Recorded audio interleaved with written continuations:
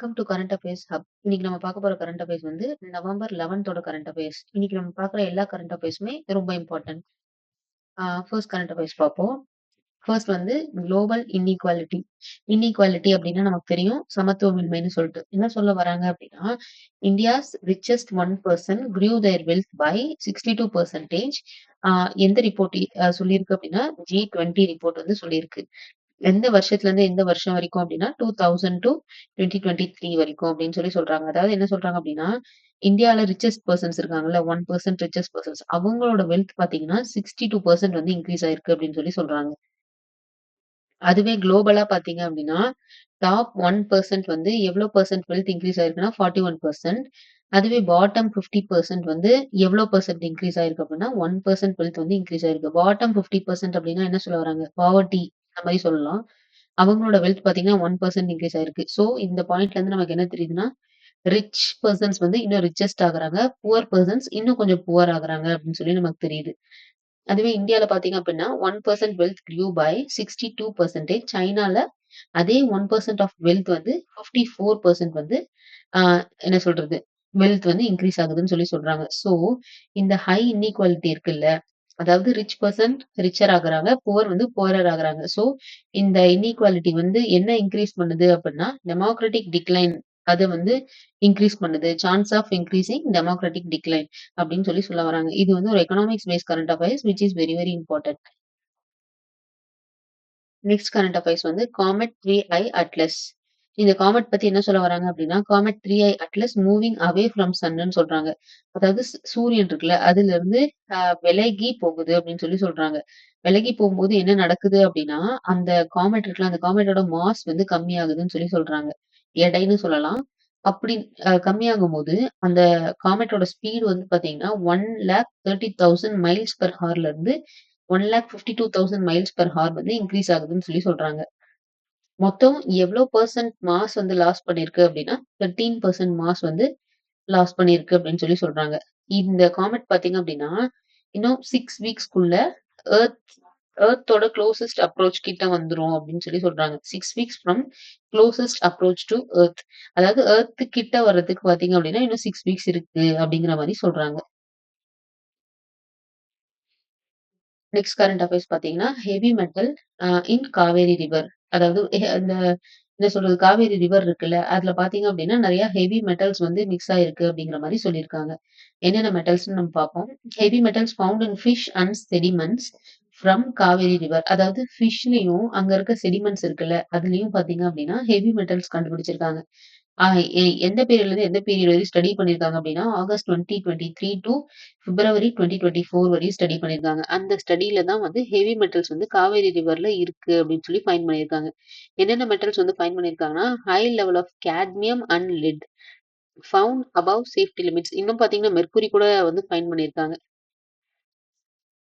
அதாவது cadmium, let, mercury இதெல்லாம் பார்த்தீங்கன்னா, சேஃப்டி லிமிட்ட தாண்டி காவேரி ரிவர்ல வந்து மிக்ஸ் ஆயிருக்கு அப்படின்னு சொல்றாங்க. Which is very very unsafe.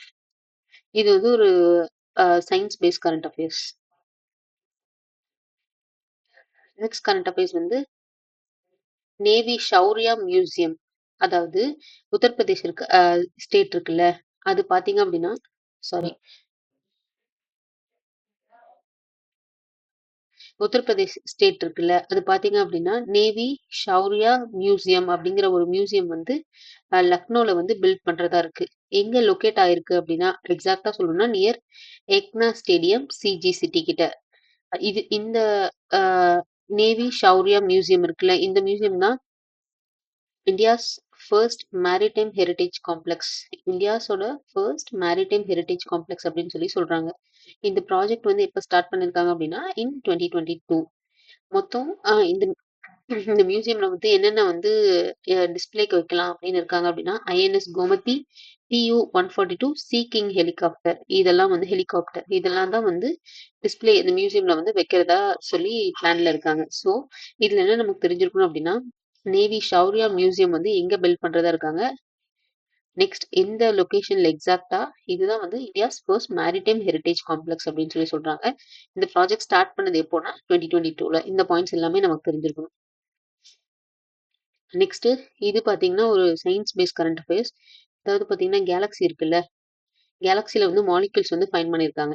என்ன மாலிக்யூல்ஸ் அப்படின்னா, என்ன டெலஸ்கோப் ஸ்பேஸ் டெலஸ்கோப் வந்து ஃபைண்ட் பண்ணியிருக்கு அப்படின்னா, ஜேம்ஸ் வெப் ஸ்பேஸ் டெலஸ்கோப். அதான் இங்க சொல்றாங்க JWSTன்னு சொல்லி.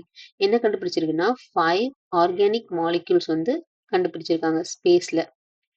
அந்த பேபி எங்க கண்டுபிடிச்சிருக்காங்க அப்படின்னா, around baby star SPX LMC அங்க வந்து கண்டுபிடிச்சிருக்காங்க. LMCன்னா லார்ஜ் மேக்னெலிக் கிளவுட் அப்படின்னு சொல்லலாம்.